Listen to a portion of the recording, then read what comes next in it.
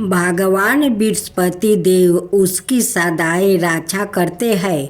संसार में जो मनुष्य सदा भावना से भगवान जी का पूजन व्रत सच्चे हृदय से करते हैं तो उनकी सभी मनोकामना पूर्ण कर देते हैं।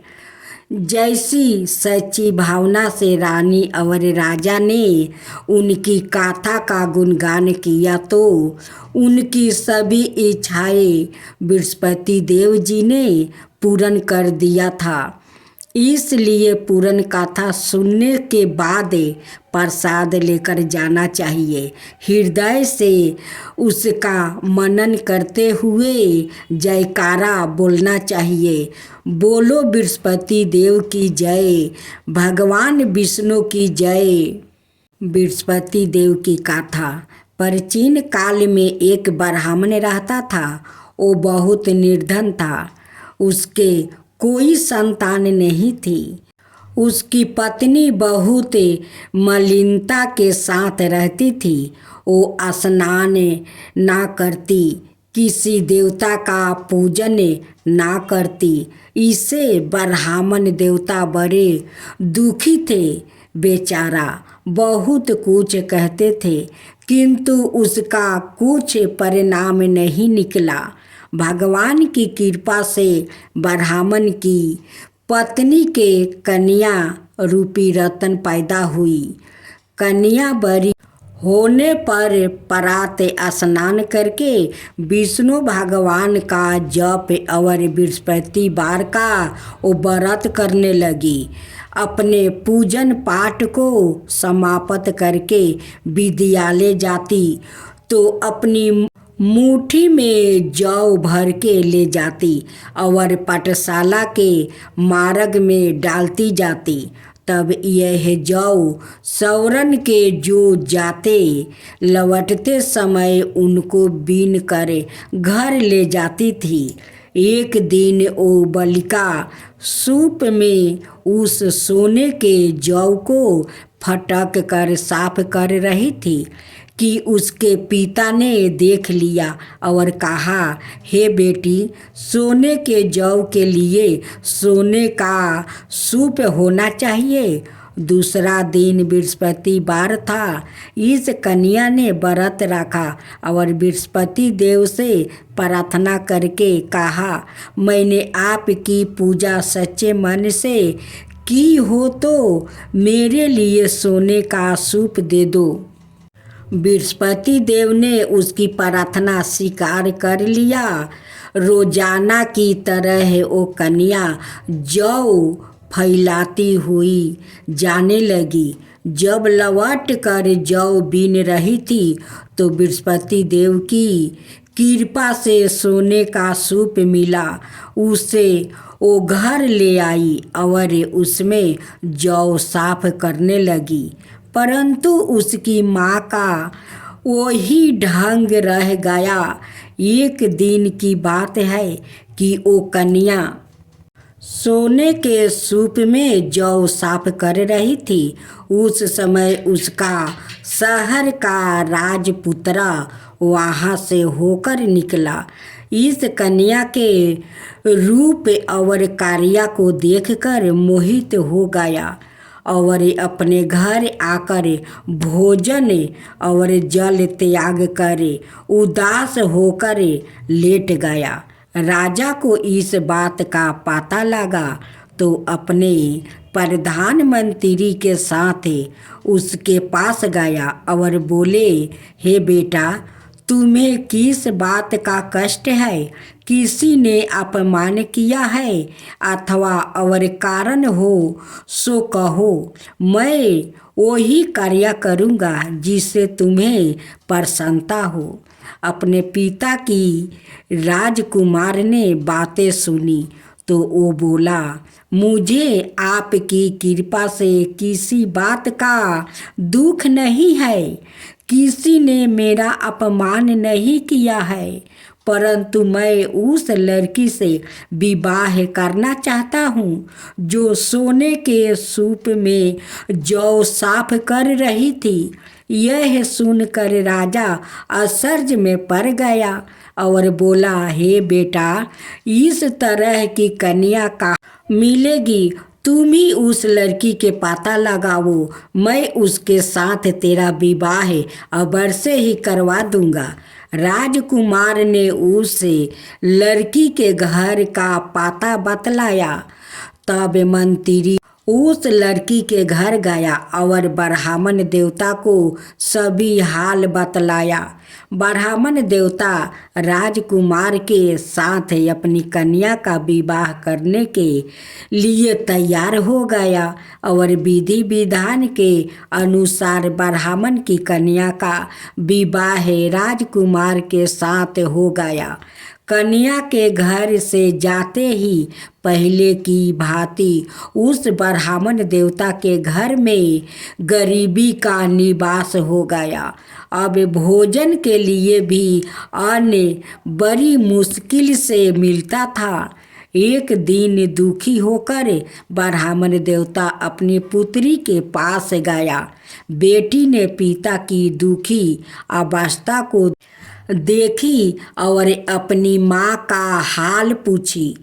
तब ब्राह्मण ने सभी हाल कहा। कन्या ने बहुत सा धन देकर अपने पिता को विदा कर दी। इस तरह ब्राह्मण का कुछ समय सुखपूर्वक व्यतीत हुआ। कुछ दिन बाद फिर वही हाल हो गया। ब्राह्मण फिर अपनी कन्या के यहाँ गया और सारा हाल कहा तो लड़की बोली, हे पिताजी, आप माताजी को यहाँ ले आओ, मैं उसे विधि बता दूंगी जिससे गरीबी दूर हो जाएगा। वो ब्राह्मण देवता अपनी पत्नी को साथ लेकर पहुँचे तो अपनी माँ को समझाने लगी, हे माँ, तुम प्रातः काल प्रथम स्नादि करके विष्णु भगवान का पूजन करो तो सब दरिद्रता दूर हो जाएगी। परंतु उसकी माँ ने एक भी बात नहीं मानी और प्रातः काल उठकर अपनी पुत्री के बच्चों की जूठन को खा लिया। इससे उसकी पुत्री को भी बहुत गुस्सा आया और एक रात को कोठरी से सभी सामान निकाल दिया और अपनी माँ को उसमें बंद कर दिया। प्रातः काल उसे निकाला और स्नादि करा के पाठ करवाया तो उसकी माँ की बुद्धि ठीक हो गई और फिर प्रत्येक बृहस्पतिवार को व्रत रखने लगी। इस व्रत के प्रभाव से उसके माँ बाप बहुत ही धनवान और पुत्रवान हो गया और बृहस्पति जी के प्रभाव से इस लोक के सुख भोग कर स्वर्ग को प्राप्ति हुआ। सब बोलो विष्णु भगवान की जय, बोलो बृहस्पति देव की जय। देने वाली सत्यनारायण भगवान का ये व्रत कथा है। इस कथा को आप जरूर सुने। इस सत्यनारायण भगवान की कथा सुनने से आपका घर में सुख सुविधा, सत्यनारायण भगवान हमेशा आपका घर में भरे रहेंगे, कभी कमी नहीं होने देंगे। तो भक्त जनों, इस सत्यनारायण भगवान का कथा आप जरूर सुने। एक समय की बात है, नैसीरन तीर्थ में सैनिकादि 88,000 ऋषियों ने श्री सूत जी से पूछे, हे प्रभु, इस कलयुग में वेद विद्या रहित मनुष्यों को प्रभु भक्ति किस प्रकार मिल सकती है और उनका उद्धार कैसे होगा? हे मुनि श्रेष्ठ, कोई ऐसा तप बताइए जिससे थोड़े समय में ही पुण्य मिले और मन बचित फल भी मिल जाए। इस प्रकार की कथा सुनने की हम इच्छा रखते हैं। सबर शास्त्रों के गाता सूत जी बोले, हे विष्णु, मैं पूज्या आप सभी ने प्राणियों के हित की बात पूछी है, इसलिए मैं एक ऐसे श्रेष्ठ व्रत को आप लोग को बताऊंगा जिससे नारद जी ने लक्ष्मी नारायण जी से पूछा था और लक्ष्मीपति ने मुनि श्रेष्ठ नारद जी से कहा था। आप सब इसे ध्यान से सुनिए। एक समय की बात है, योगी राज नारद जी दूसरों के हित की इच्छा लिए अनेकों लोकों में घूमते हुए मृत्युक लोक में आ पहुँचे। यहाँ उन्होंने अनेक योनियों में जन्मे प्राणियों सभी मनुष्य को अपने कर्मों द्वारा अनेकों दुखों से पीड़ित देखा। उनका दुख देखे नारद जी सोचने लगे कि कैसे यत्न किया जाए जिसके करने से निश्चित रूप से मानव के दुखों का अंत हो जाए। इसी विचार पर मनन करते हुए वो विष्णु लोक में चला गए। वहाँ वो देखा एक ईश्वर भगवान नारायण की स्तुति करने लगे, जिनके हाथों में शंख चक्रा गदा और परदुम थे, गले में वरमाला पहने हुए थे। स्तुति करते हुए नारद जी बोले, हे भगवान, आप अत्यंत शक्ति से संपन्न है। मन और वाणी भी आपको भी नहीं पा सकती है। आपका यादि मध्यम और अंत नहीं है। निर्णय स्वरूप सृष्टि के कारण भक्तों के दुख को दूर करने वाले आपको मेरा नमस्कार है। नारद जी की स्तुति सुन विष्णु भगवान बोले, हे मुनि श्रेष्ठ, आपके मन में क्या बात है? आप किस काम के लिए पधारे हैं? उसे निसंकोच कहो। इस पर नारद मुनि बोले कि मृत्यु लोक में अनेक योनियों में जन्मे मनुष्य अपने कर्मों के द्वारा अनेकों दुख से दुखी हो रहे हैं। हे नाथ, आप मुझ पर दया रखते हैं तो बताइए कि वो मनुष्य थोड़े प्रयास से ही अपने दुखों से कैसे छुटकारा पा सकते हैं? श्री हरि बोले, हे नारद, मनुष्यों की भलाई के लिए तुमने बहुत अच्छी बात पूछी है। जिसके करने से मनुष्य मोह से छूट जाता है, वो बात मैं कहता हूँ, उसे सुनो। स्वर्ग लोक और मृत्यु लोक दोनों में एक दुर्लभ उत्तम व्रत है जो पुण्य देने वाला है। आज प्रेम में बस होकर मैं उसे तुमसे कहता हूँ। श्री सत्यनारायण भगवान का यह व्रत अच्छी तरह विधान पूर्वक करके मनुष्य तुरंत ही यहाँ सुख भोग कर मरने पर मोक्ष पाता है।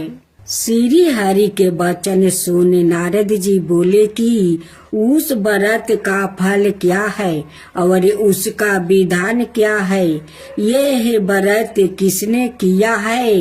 इस व्रत को किस दिन करना चाहिए? सभी कुछ विस्तार से बताए। नारद जी की बात सुनकर श्री हरि बोले, दुख शोक को दूर करने वाला यह व्रत सभी स्थानों पर विजय दिलाने वाला है। मानव को भक्ति और श्रद्धा के साथ शाम को श्री सत्यनारायण की पूजा धर्म परायण होकर ब्राह्मणों व बंधुओं के साथ करनी चाहिए। भक्ति भाव से ही नैवेद्य केले का फल, घी, दूध और गेहूं का आटा सवाए ले। गेहूं के स्थान पर साठी का आटा, शक्कर और गुड़ लेकर सभी भक्षण योग्य पदार्थों को मिलाकर भगवान का भोग लगाए। ब्राह्मणों सहित बंधु बंधुओं को भी भोजन कराए। उसके बाद सवाए भोजन करे। भजन कीर्तन के साथ भगवान की भक्ति में लीन हो जाए। इस तरह से सत्यनारायण भगवान का यह व्रत करने पर मनुष्य की सारी इच्छाएं निश्चित रूप से पूरी होती है। इसे कली काल अर्थात कलियुग में मृत्यु लोक में मोक्ष का यही एक सरल उपाय बताया गया है। श्री सत्यनारायण भगवान की जय। अब दूसरा अध्याय। सूत जी बोले, हे ऋषियों, जिसने पहले समय में इस व्रत को किया था उसका इतिहास कहता हूँ। ध्यान से सुनो।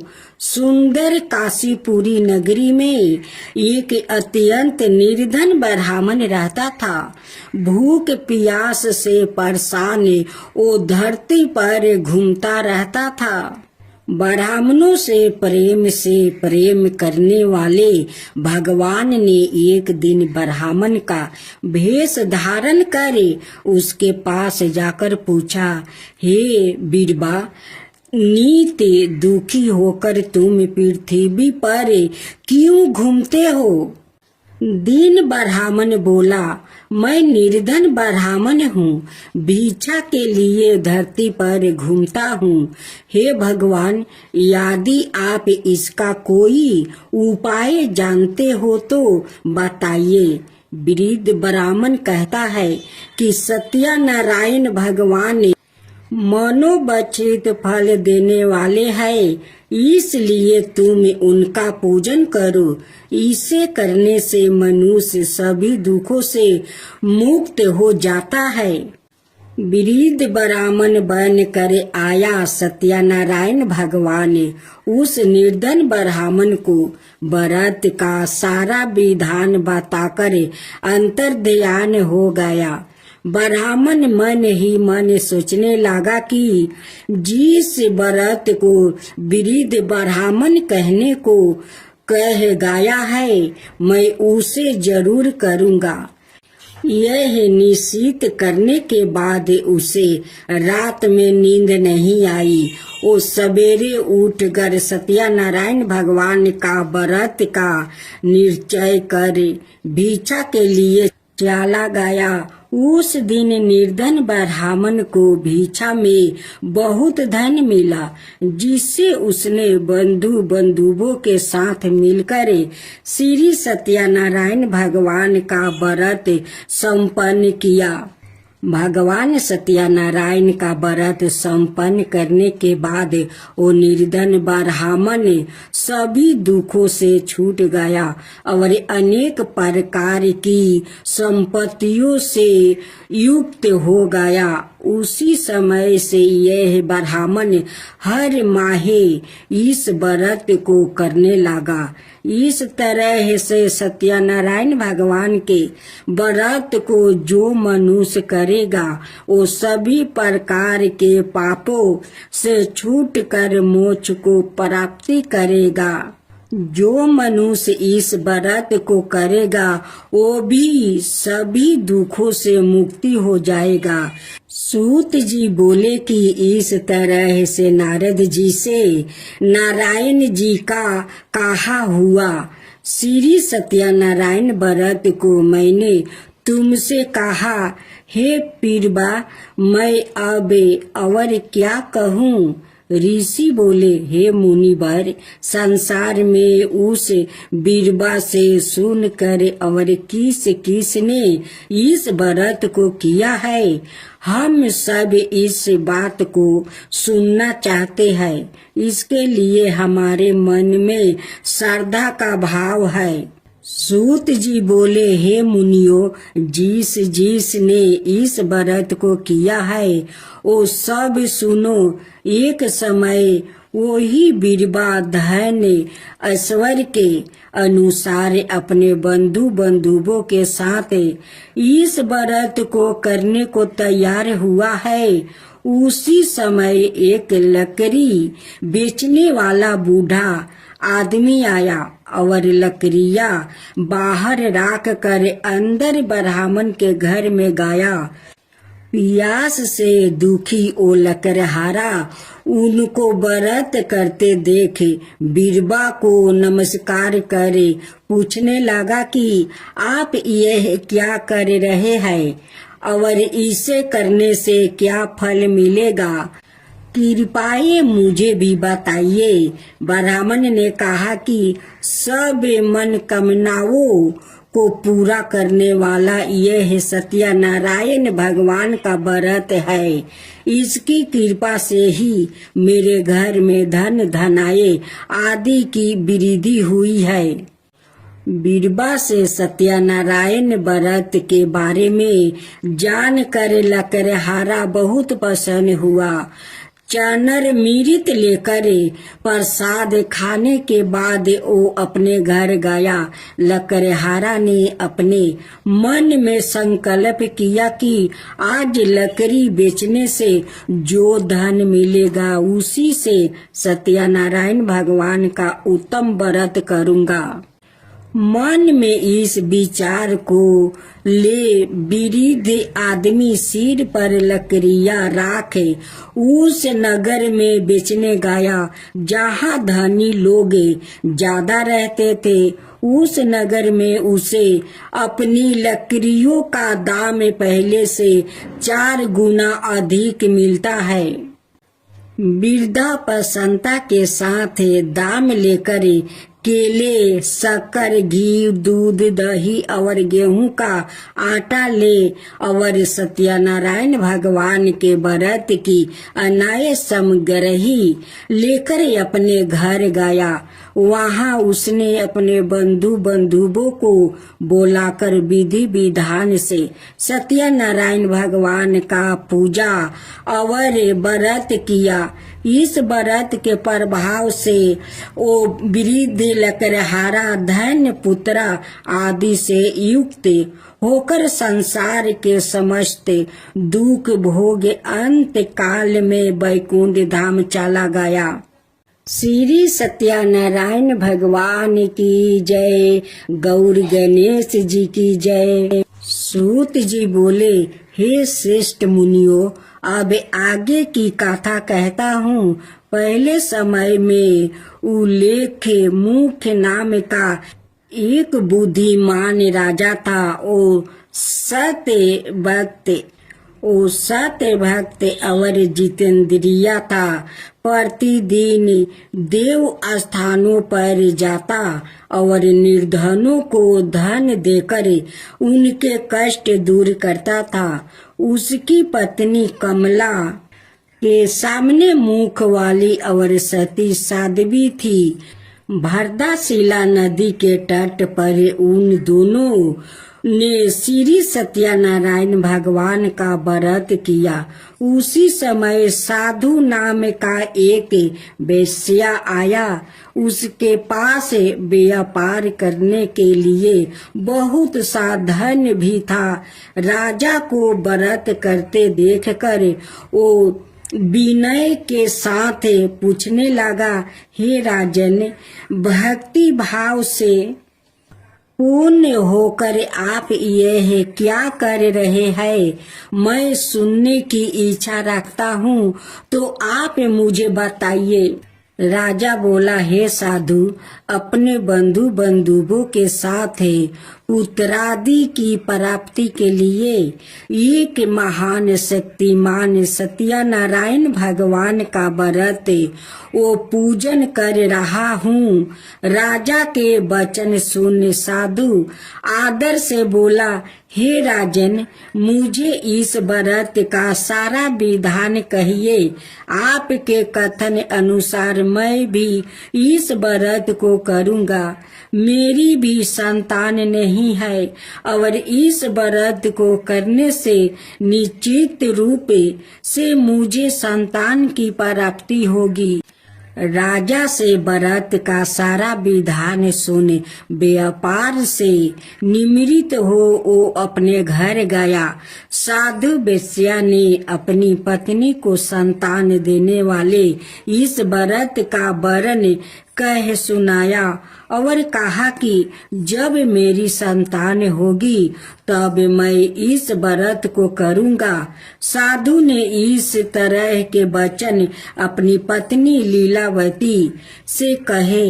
एक दिन लीलावती पति के आनंदित हो सांसारिक धर्म में परावृत होकर सत्यनारायण भगवान की कृपा से गर्भवती हो गई।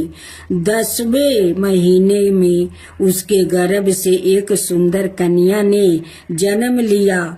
दिनों दिन वो ऐसे बढ़ने लगी जैसे कि शुक्ल पक्ष का चंद्रमा बढ़ता है। माता पिता ने अपनी कन्या का नाम कालावती राखी। एक दिन लीलावती ने मीठे शब्दों में अपने पति को याद दिलाया कि आपने सत्यनारायण भगवान के जिस व्रत को करने का संकल्प किया था उसे करने का समय आ गया है। आप इस व्रत को करिए। साधु बोला कि हे बीरबा, इस व्रत को मैं उसके विवाह पर करूँगा। इस प्रकार अपनी पत्नी को आश्वासन देकर वो नगर को चला गया। कालावती पिता के घर में रहे वृद्ध हो प्राप्ति हो गई। साधु ने एक बार नगर में अपनी कन्या को सखियों के साथ देखा तो तुरंत ही दूत को बुलाया और कहा कि मेरी कन्या के योग वर देख कर आओ। साधु की बात सुनकर दूत कंचन नगर में पहुंचा और वहां देखभाल कर लड़की के लिए सुजोगे बानिक पुत्र को ले आया। सुजोगे लड़के को देख साधु ने बंधु बंधुओं को बुलाकर अपनी पुत्री का विवाह कर दिया। लेकिन दुर्भाग्य की बात यह है कि साधु ने अभी भी श्री सत्यनारायण भगवान का व्रत नहीं किया। इस पर श्री भगवान क्रोधित हो गए और श्राप दे दिया कि साधु को अत्यधिक दुख मिले। अपने कार्य में कुशल साधु विनय जमाई को लेकर समुद्र के पास स्थित होकर रत्नासरपुर नगर में गया। वहां जाकर दामाद ससुर दोनों मिलकर चंद्रकेतु राजा के नगर में व्यापार करने लगे। एक दिन भगवान सत्यनारायण की माया से एक चोर राजा का धन चुराकर भाग रहा था। उसने राजा के सिपाहियों को अपनी पीछा करते देखे चोराया हुआ धन वहां रख दिया जहां साधु अपने जमाई के साथ ठहरा हुआ था। राजा के सिपाहियों ने साधु वेश्या के पास राजा का धन पारा देखा तो वो ससुर जमाई दोनों को बांध कर प्रसन्नता से राजा के पास ले गया और कहा कि उन दोनों चोरों हम पकड़ लिया है। आप आगे की कार्रवाई की आज्ञा दे। राजा की आज्ञा से उन दोनों को कठिन कारावास में डाल दिया गया और उनका सारा धन भी उसे छीन लिया गया। श्री सत्यनारायण भगवान कि शराब से साधु की पत्नी भी बहुत दुखी हुई। घर में जो धन रखा था उसे चोर चुरा ले गया। शारीरिक और मानसिक पीड़ा, वो भूख प्यास से अति दुखी हो। अन्न की चिंता में कालापति के ब्राह्मण के घर गई। वहां उसने श्री सत्यनारायण भगवान का व्रत होते देखा। फिर कथा भी सुनी। वो प्रसाद ग्रहण कर वो रात को घर वापस आई। माता के कालापति से पूछा कि हे पुत्री, अब तक तुम कहाँ थी? तेरे मन में क्या है? कालावती ने अपनी माता से कहा, हे माता, मैंने एक ब्राह्मण के घर में श्री सत्यनारायण भगवान का व्रत देखा है। कन्या के वचन सुन लीलावती भगवान के पूजन की तैयारी करने लगी। लीलावती ने परिवार बंधुओं सहित सत्यनारायण भगवान का पूजन किया और उसे वर मांगा कि मेरे पति और जमाई शीघ्र घर आ जाए। साथ ही यह भी प्रार्थना की कि हम सब का अपराध क्षमा करे। श्री सत्यनारायण भगवान इस व्रत से संतोष हो गए और राजा चंद्रकेतु को सपने में दर्शन दे कहा कि हे राजन, तुम उन दोनों वेश्या को छोड़ दो और तुमने उनका जो धन लिया है उसे वापस कर दो। अगर ऐसा नहीं किया तो मैं तुम्हारा धन, राज्य, संतान सभी को नष्ट कर दूंगा। राजा को यह सब कहकर वो अंतर्ध्यान हो गए। प्रात काल सभा में राजा ने अपना सपना सुनाया। फिर बोले कि बानिक पुत्र को कैद से मुक्त कर सभा में ले आओ। दोनों ने आते ही राजा को प्रणाम किया। राजा मीठी वाणी में बोला, हे महानुभावो, भाग्य बसे ऐसे कठिन दुख तुम्हें प्राप्ति हुआ है, लेकिन अब तुम्हें कोई भय नहीं है। ऐसा कह राजा ने उन दोनों को नए वस्तु भूषण भी पहनाया और जितना धन उनका लिया था उसे दोगुना धन वापस कर दिया। दोनों वेश्या अपने घर को चल दिया। श्री सत्यनारायण भगवान की जय। गौरी गणेश की जय। अपनी यात्रा आरंभ किया और अपने नगर की ओर चल दिया। उनके थोड़ी दूर जाने पर एक दंडी भेषधारी श्री सत्यनारायण ने उनसे पूछा, हे साधु, तेरी नाव में क्या है? अभी बानी मानी के हंसता हुआ बोला, हे डंडी, आप क्यों पूछते हो? क्या धन लेने की इच्छा है? मेरी नाव में तो बेल पत्ते भरे हुए हैं। वेश्या के कठोर वचन सुन भगवान बोले, तुम्हारा वचन सत्य हो। डंडी ऐसे वचन कहे वहां से दूर चला गया। कुछ दूर जाकर समुन्दर के किनारे बैठ गया। डंडी के जाने के बाद साधु वेश्या ने नित्य क्रिया के पश्चात नाव को ऊंची उठाते देखकर अचंभा माना और नाव में बेल पत्ते आदि देख वो मूर्छित हो जमीन पर गिर पड़ा। होश आने पर वो अत्यंत शोक में डूब गया। तब उसका दामाद बोला कि आप शोक ना मनाए, यह डंडी का श्राप है, इसलिए हमें इनकी शरण में जाना चाहिए, तभी हमारी मनोकामना पूरी होगी। दामाद की बात सुनकर वो डंडी के पास पहुंचा और अत्यंत भक्ति भाव नमस्कार करके बोला, मैंने आपसे जो जो सत्य वचन कहे थे उनके लिए मुझे क्षमा दे।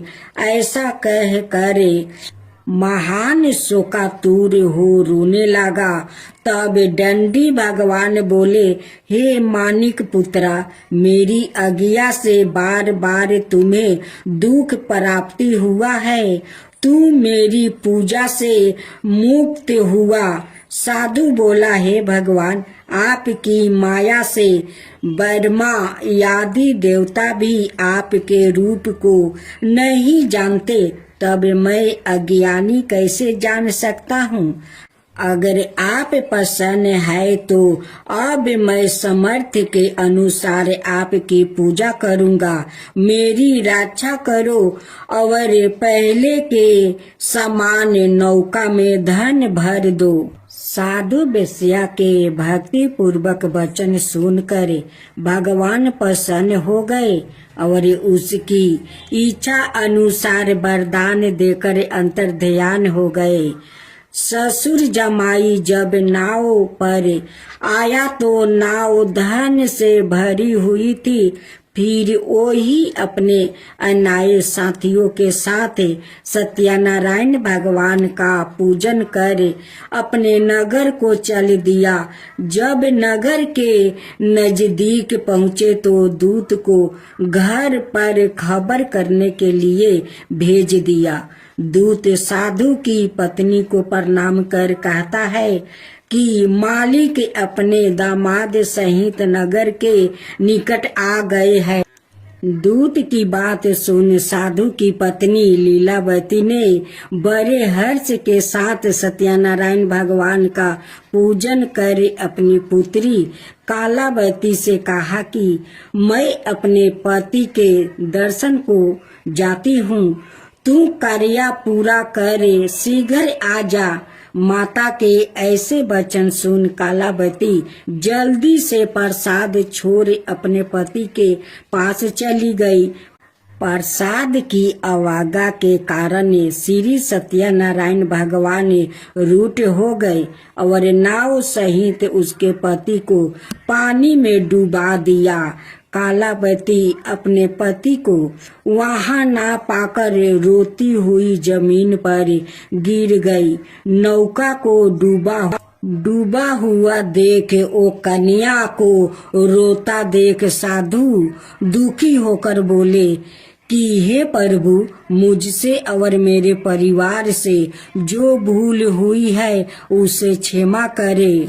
साधु के दीन वचन सुनकर श्री सत्यनारायण भगवान प्रसन्न हो गए और आकाशवाणी हुई, हे साधु, तेरे कन्या मेरे प्रसाद को छोड़कर आई है, इसलिए उसका पति अदृश्य हो गया है। यदि वो घर जाकर प्रसाद खाकर लौटती है तो इसे उसका पति अवश्य मिलेगा। ऐसी आकाशवाणी सुन कालावती घर पहुंचकर प्रसाद खाती है और फिर आकर अपने पति के दर्शन करती है। उसके बाद साधु अपने बंधुओं सहित श्री सत्यनारायण भगवान का विधि विधान से पूजा करता है। इस लोक का सुख भोग वो अंत में सरग जाता है। श्री सत्यनारायण भगवान की जय। गौर गणेश जी की जय। सूत जी बोले, हे ऋषियों, मैं और भी एक कथा सुनाता हूँ, उसे भी ध्यान पूर्वक सुनो। प्रजा पालन में लीन तुलिंग ध्वज नाम का एक राजा था। उसने भी भगवान का प्रसाद त्याग कर बहुत ही दुख सहन किया। एक बार वन में जाकर वन पशुओं को मार कर ओ बर के पेड़ के नीचे आया। वहां उसने ग्वालों को भक्ति भाव से अपने बंधुओं सहित सत्यनारायण भगवान का पूजन करते देखा। अभिमान वश राजा ने उन्हें देख कर भी पूजा स्थान में नहीं गया और ना ही उसने भगवान को नमस्कार किया। ग्वालों ने राजा को प्रसाद दिया, लेकिन उसने वो प्रसाद नहीं खाया और प्रसाद को वो ही छोड़े वो अपने नगर को चला गया। जब वो नगर में पहुंचा तो वहाँ सब कुछ तहस नहस हुआ पाया, तो वो शीघ्र ही समझ गया कि यह सब भगवान ने ही किया है। वो दोबारा ग्वाले के पास पहुंचा और विधि पूर्वक पूजा करके प्रसाद खाया, तो श्री सत्यनारायण भगवान की कृपा से सब कुछ पहले जैसा हो गया। शीघ्र काल तक सुख भोगने के बाद मरणोपरांत उसे स्वर्ग लोक की प्राप्ति हुई।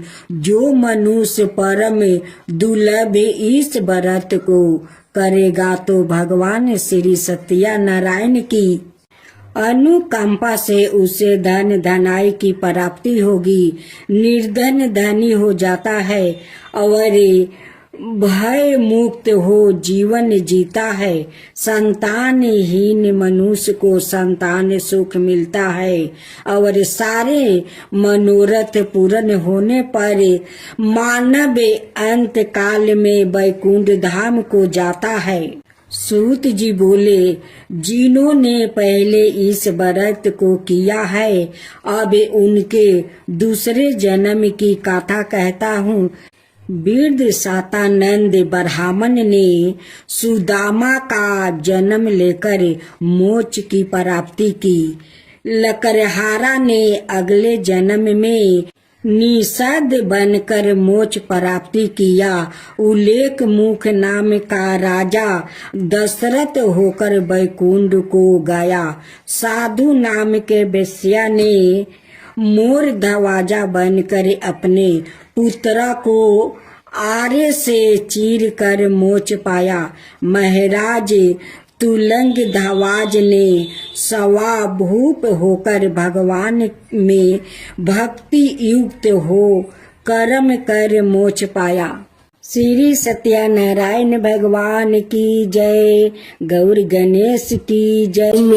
रमना स्वामी जय लक्ष्मी रमना सत्यनारायण स्वामी जन पालक हरना जय लक्ष्मी रमना जय लक्ष्मी रमना। रतन जरिति सिंहासने अधिभूति छविराजे रतन जरित सिंहासने अधिभूते छविराजे। नारद करत निरंजन घंटा बन बाजे जय लक्ष्मी रमना जय लक्ष्मी रमना। परकट भयो कली कारणे दीजो को दर्शन दियो। बूढ़ा ब्राह्मण बन कर कंचन महल कियो जय लक्ष्मी रमना जय लक्ष्मी रमना। दुबल भील कठारो जिन पर कृपा करी चंदर जुर एक राजा तिनकी विपत्ति हरी जय लक्ष्मी रमना जय लक्ष्मी रमना। चंदर जुर एक राजा तिनकी विपत्ति हरी जय लक्ष्मी रमना। बेसिया मनोरथ पायो सरदा तज नहीं सो फल भोग प्रभु जी फिर स्तुति की नहीं जय लक्ष्मी रमना जय लक्ष्मी रमना। भाव भक्ति के कारण छिनि छिनि रूप धरो, भाव भक्ति के कारण छिनि छिनि रूप धरो, श्रद्धा धारण की नहीं तिनको काज सरो, जय लक्ष्मी रमना, जय लक्ष्मी रमना। ग्वाल बाल संगी राजा वन में भक्ति करी, ग्वाल बाल संगी राजा वन में भक्ति करी, मनोबचित फल दिन हो दिन दयालु हरि, जय लक्ष्मी रमना, जय लक्ष्मी रमना। चढ़त प्रसाद सेवा के दली फल मेवा, चढ़त प्रसाद सवाए के दली फल मेवा, धूप दीप तुलसी से राजी सतिया देव, जय लक्ष्मी रमना। धूप दीप तुलसी से राजी सतिया देव, जय लक्ष्मी रमना। सत्या नारायण जी की आरती, सत्या नारायण जी की आरती, जो कोई नर गावे, रिद्धि सिद्धि सुख संपत्ति सहज रूपी पावे, ऋषि सिद्धि सुख संपत्ति सहज रूपी पावे, जय लक्ष्मी रमना, जय लक्ष्मी रमना।